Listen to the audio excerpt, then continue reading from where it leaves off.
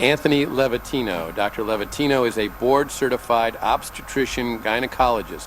Over the course of his career, Dr. Levatino has practiced obstetrics and gynecology in both private and university settings. Second trimester D&E abortions performed between roughly 14 and 24 weeks of gestation. DIE significa dilatación y evacuación. Es lo que vimos en el video anterior. Patient today is 17 years old. She's 22 weeks pregnant. Her baby is the length of your hand plus a couple of inches. And she's been feeling her baby kick for the last several weeks, but she's asleep on an operating room table. Hola mis amigos, bienvenidos nuevamente al show del vegano cordobés. Mi nombre es Marcos y a raíz de las buenas reacciones que tuvo el primer video que hice sobre el tema aborto legal y voluntario en Argentina, vamos a continuar desarrollando la temática que comenzamos en el video anterior. Pero primero vamos a aclarar algunas cosas que surgieron. Muchos dicen que no dije mi postura. Parece que eso no quedó del todo claro. No es tan fácil como decir estoy a favor o en contra. En principio ya les he dicho que estoy en contra de la idea de abortar. Tiene que haber alguna justificación para ello. El quid de la cuestión es qué tan exigentes seamos a la hora de tomar como aceptables las razones. Hay muchas razones para que una mujer quiera abortar y creo que casi todas son admisibles. Al menos en los primeros estadios del embarazo. ¿Ah, sí? ¿Casi todas las razones? O sea que la mujer puede decir que le da paja tener otro hijo. ¿Esa es una buena justificación? No si lo dice de esa forma, obviamente, pero puede aducir problemas de salud relacionados con el proceso, desde fatiga crónica, dolores de espalda, dolores en el pecho, descalcificación ósea, estrés psicológico. ¿Y qué de la parte económica? ¿Decir que uno no tiene plata para mantener un hijo no es un buen motivo acaso? Y no, en principio no, porque las situaciones económicas de cada uno pueden cambiar. No suele tomarse esta razón como válida a la hora de justificar este procedimiento, aunque en la realidad sería una de las más relevantes. En una familia numerosa y de bajos recursos, cada nueva boca que alimenta representa una pérdida en la calidad de vida de cada una del resto de los integrantes de la familia, por más ayuda que provenga del Estado en forma de planes sociales. Eso solo se traduce en una ayuda para solventar algunos gastos de alimentación y vestimenta. Cada nuevo integrante que llega a la familia le quita al resto la posibilidad de terminar la educación básica o de tener una buena educación y formación en el colegio y en la casa. Ni hablemos de poder acceder a carreras universitarias, sean estas gratuitas o no. Así que la parte económica sí es extremadamente relevante, pero dada la legislación actual, no puede esgrimirse como motivo de peso para pedir un aborto. Bien, hablando de cuestiones económicas, otro asunto que surgió bastante es sobre la gratuidad del procedimiento. En la encuesta que publiqué, no tuve en cuenta la posibilidad de legalizar el aborto, pero que este no sea gratuito. Y varios me reclamaron eso. El argumento es este y es bastante simple. ¿Por qué tenemos nosotros, los contribuyentes, que pagar por las cagadas que se mandan los demás? Si quieren abortar, que aborten, pero que lo hagan con su propia plata. En la vereda del frente el argumento es este. El procedimiento es relativamente costoso. Es una injusticia que mujeres con plata pueden acceder, mientras que otras con pocos recursos no. ¿Ah, sí? ¿Qué tan costoso es? Ay, discúlpame, abuelo, pero no tengo las tablas tarifarias de abortos en Argentina. Calcula que el Oxapros o el Misop cuestan unos $150 y lo ideal es utilizarlo junto con otra droga llamada mifepristona, como lo recomienda la OMS. Combinados pueden costar entre 15 y 20 mil pesos por el método de la droga. Técnicamente el AMEU sería más económico. Las cánulas Karman son desechables, pero las aspiradoras son reutilizables. Y solo se utilizan anestésicos locales que no son tan costosos como el misoprostol. El método AMEU debería costar algo así como la mitad, entre 100 y 150 dólares, que usar las drogas. O nada, según la cara del paciente. Ya vamos a hablar de eso.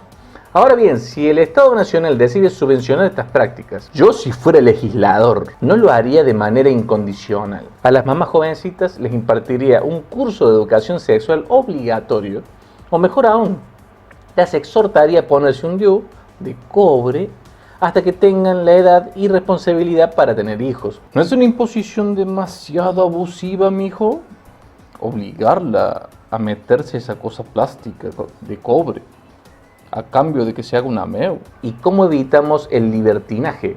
¿Cómo hacemos para evitar que esa misma jovencita vuelva a los pocos meses a repetir el proceso cada vez que se mande la cagada? ¿Y si está sufriendo de abusos en su casa? Es muy cómodo para ti decir que se está mandando cagadas. Claro, pero eso ya pasa a ser un problema policial o judicial, no un asunto de salud reproductiva. Si le das a una jovencita la libertad de abortar cuando quiere y gratis, se va a cuidar mucho menos. Al menos tratemos de proveerle gratuitamente un método que evite que quede embarazada. Claro, pero eso no generaría como contrapartida una proliferación de enfermedades de transmisión sexual. El preservativo utilizado como medio para evitar embarazos también evita la transmisión de las ETS. Me atrevo a vaticinar que mientras más mujeres haya con dispositivos intrauterinos y que lo manifiesten a sus parejas estables o no, menor será el uso del preservativo y mayor el riesgo de contagio. ¿Qué me dices de eso? Sí, supongo que es un problema que puede surgir aplicado y extendido a grandes poblaciones. Por eso la idea de impartir educación sexual obligatoria a las jovencitas y a sus parejitas para minimizar este otro problema. Pero bueno, volviendo entonces al tema de la gratuidad, para quienes cuestionaron ese tema en los comentarios, traten de tomarlo de esta manera.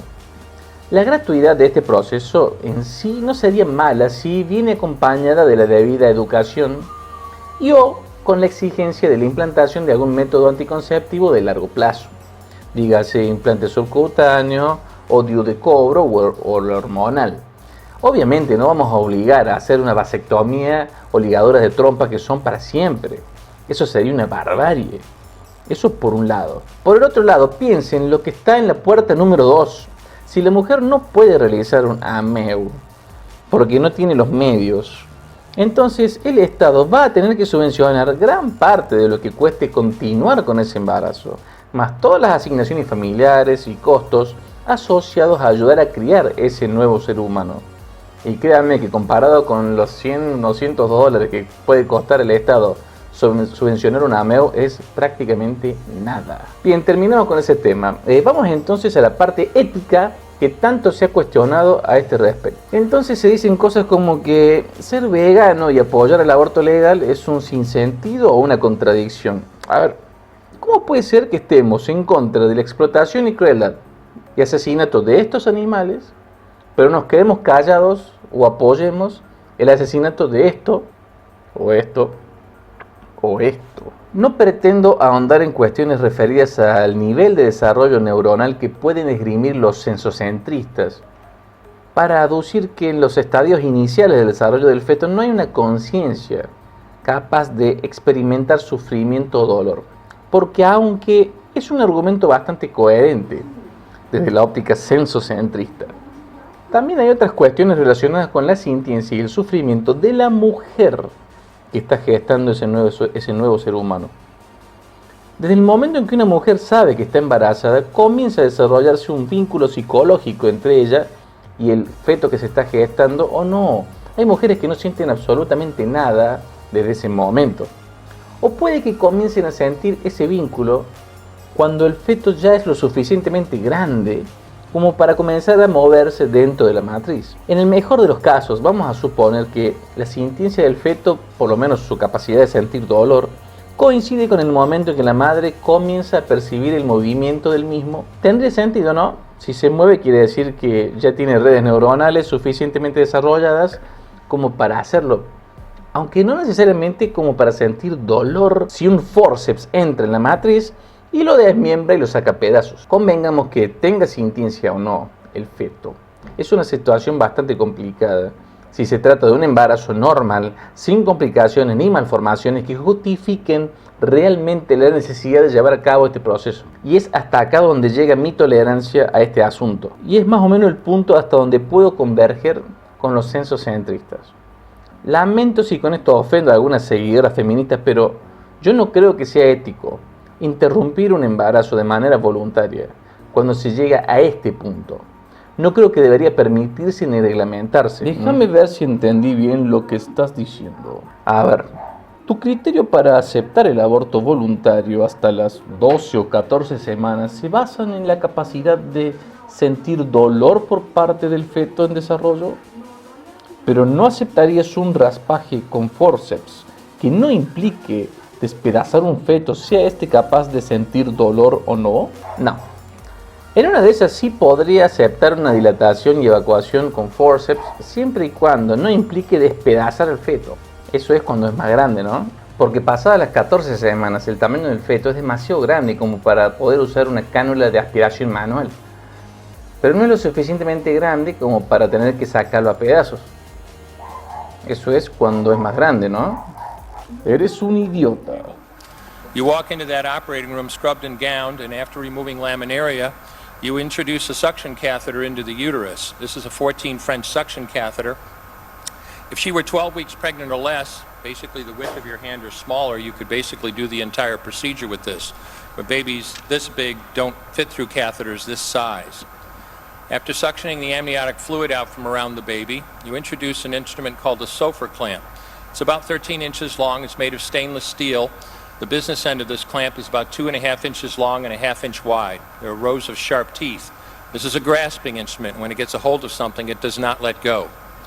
A D&E procedure is a blind abortion, so picture yourself introducing this and grabbing anything you can blindly and pull, and I do mean hard, and out pops a leg about that big, which you put down on the table next to you.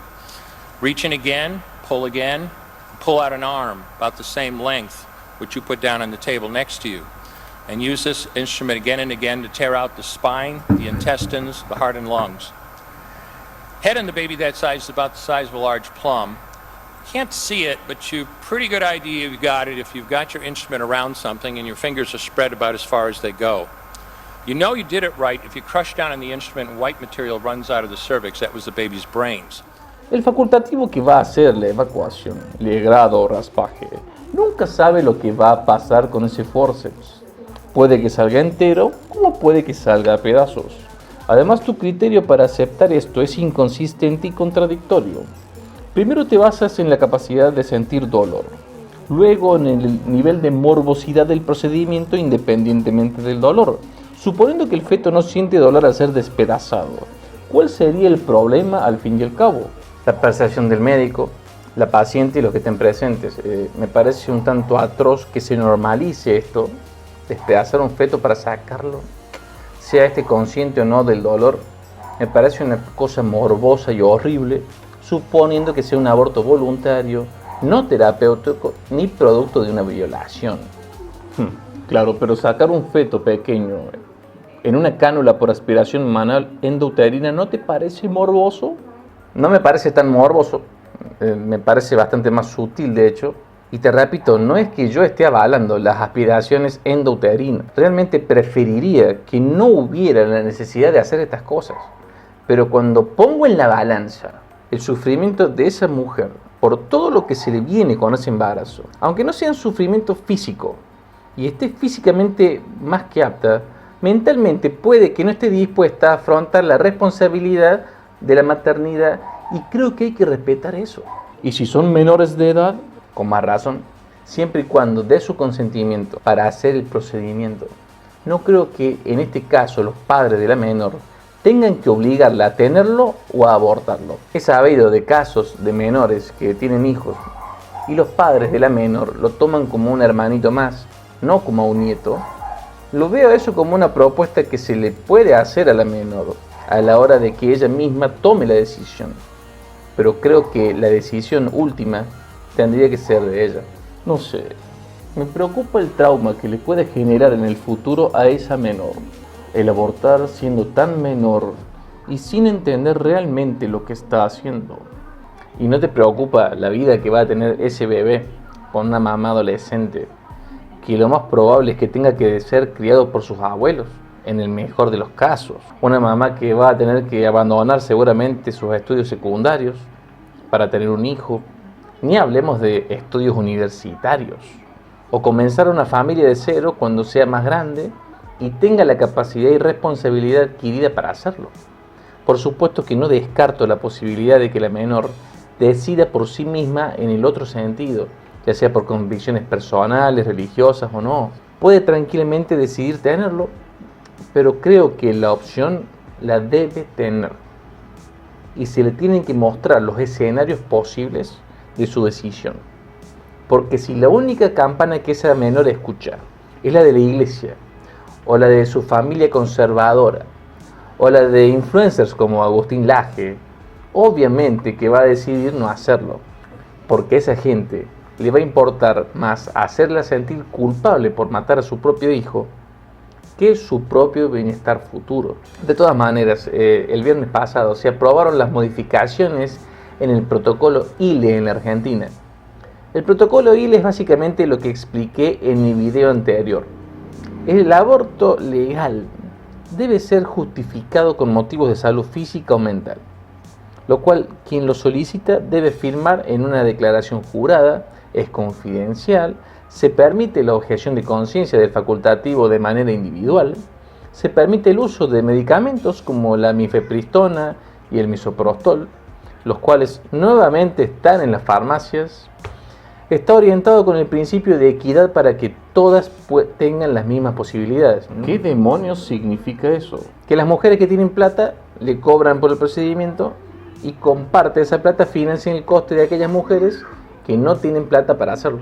Obviamente esto no equivale a la gratuidad del aborto, pero es un mecanismo un tanto progre que se utiliza para que todas tengan la misma posibilidad. De matar sus propios hijos, claro, sí, entiendo. Me parece que no he entendido nada. A ver, esto es interesante, miren. A la solicitante se le debe explicar su derecho a ver o no ver, a escuchar o no escuchar las ecografías que se hagan para evaluar el procedimiento. Esto es típico de los médicos pro vida que tratan de disuadir a las solicitantes, apelando a la emoción de ver o escuchar los latidos del feto. Una táctica bastante sucia si me preguntan. Me gustaría verte debatir con Agustín Laje. Te haría un nuevo trasero. No me digas que sos un Laje fanboy. Bueno, fan old. No, pero me agrada su prosa y sus argumentos me resultan bastante convincentes. No me cuadra mucho lo de Laje en cuanto a este tema, porque no es el único tópico que aborda. Pero cuando se mete con el tema del aborto, el tipo es un coleccionista de falacias discursivas de la que te guste, ¿eh? Hombre de paja, razonamientos circulares, trampas retóricas, falsos dilemas, apelaciones a la naturaleza, a las emociones, a la autoridad. Pero ¿sabes qué? ¿Qué cosa? Ante todo soy un demócrata. Y si la gente quiere creer en eso, si son monaguillos o fanáticos religiosos o moralistas que se valen de ese tipo de discurso para confirmar sus propios sesgos, no hay nada que nadie pueda hacer. Por más que youtubers como Dana Alquati destruyan sus argumentos con evidencias casi irrefutables, o por más que todas sus trampas retóricas y falacias argumentativas sean minuciosamente expuestas o contrarrestadas, a la mayoría no le va a importar. Es como pelear con molinos de viento. Lamentablemente hay que hacer de tripa corazón y aceptar la disparidad de opiniones. El otro día hice una encuesta para quienes me siguen en este canal y casi un 60% estaba a favor de la legalización del aborto, gratuito y voluntario, un 20% con una idea similar a la mía y un 15% pro vida. Me reprocharon no poner un par más para dar más matices a las opciones, pero todas son respetables, incluso la que dice no es problema mío. And you could pull out skull pieces. And you have a day like I had a lot of times, sometimes a little face comes back and stares back at you. Congratulations, you just successfully performed a second trimestre DNE abortion. You just affirmed her right to choose. Finalmente, parece que no va a hacer falta un nuevo debate en el Congreso. Las sucesivas modificaciones del protocolo ILE paulatinamente van a ir llevando al aborto legal de manera fáctica hacia el camino que las feministas quieren. Quizá no sea voluntario, pero esa declaración jurada es básicamente una declaración de voluntad. Quizá no sea gratuito, pero sí hay una redistribución progresista en el método que en Argentina se conoce como cobrar por la cara del cliente. Así, tal y como lo dije en mi video anterior, estas cosas deben hablarse, deben saberse. Y me refiero a todas estas cosas. Todo lo que se puede hacer para prevenir y todo lo que se puede hacer si la prevención falla. Bien, a menos que surja algún otro asunto con respecto a este tema, voy a terminar acá esta cuestión. Muchísimas gracias a todos quienes participaron en mi encuesta, comentando en mi video anterior y en este mismo video. Ya la semana que viene vuelvo a mis habituales videos sobre veganismo. He estado viendo el video del amigo Pablo Pisurno, que dura 49 minutos. O sea, estoy viendo qué hacer con ese video. Lo más probable es que haga un análisis resumido para ese video, porque si no se volvería demasiado largo. Dicho esto, si les gustó este video, den pulgares arriba, suscríbanse para ver más videos así, dejen un comentario y, como siempre será, hasta el próximo video. Muchas gracias. One more question, Dr. Levatino. Why did you end your practice of doing abortions? I did over 1,200 abortions over a 4-year period in private practice, not counting the ones that I did during my training. I met my wife during my first year of training at Albany Medical Center. We got married about a year later and found that we had an infertility problem. After years of failed infertility treatment and several years trying to adopt a child, we were blessed with adopting a little girl that we named Heather in August of 1978. As sometimes happens in those situations, my wife got pregnant the very next month, and we had 2 children 10 months apart. 2 months short of my daughter Heather's 6th birthday, she was killed in an auto accident and literally died in her arms in the back of an ambulance. Anyone who has children might think they have some idea of what that feels like, but unless you've been through it yourself, you have no idea whatsoever. I know people find it hard to believe, but what do you do after disaster? You bury your child and then you go back to your life. And I don't remember exactly how long it was after my daughter died that I showed up at Albany Medical Center OR number 9 to perform my first second trimester D&E abortion. I wasn't thinking of it as anything special. This was routine to me. But I reached in, literally pulled out an arm or leg and got sick. You know, earlier on I described stacking up body parts on the side of the table. It's not to, gross people out, to use a simple term. When you do an abortion, you need to keep inventory. You have to make sure you get 2 arms and 2 legs and all the pieces. If you don't, your patient's going to come back infected, bleeding, or dead. So I soldiered on and finished that abortion. And I know it sounds, as I said, hard for people to believe, but I'm telling you straight up my experience. You know, after over 1,200 abortions, first and second trimester up to 24 weeks and all the rest of it, and being very dedicated to it, for the first time in my life, I really looked. I really looked at that pile of body parts on the side of the table. And I didn't see her wonderful right to choose, and I didn't see all the money I just made. All I could see was somebody's son or daughter.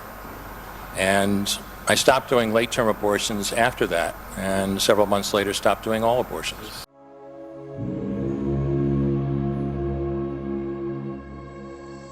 Summer in the hills, those hazy days I do remember. We were running still, had the whole world at our feet, watching seasons change.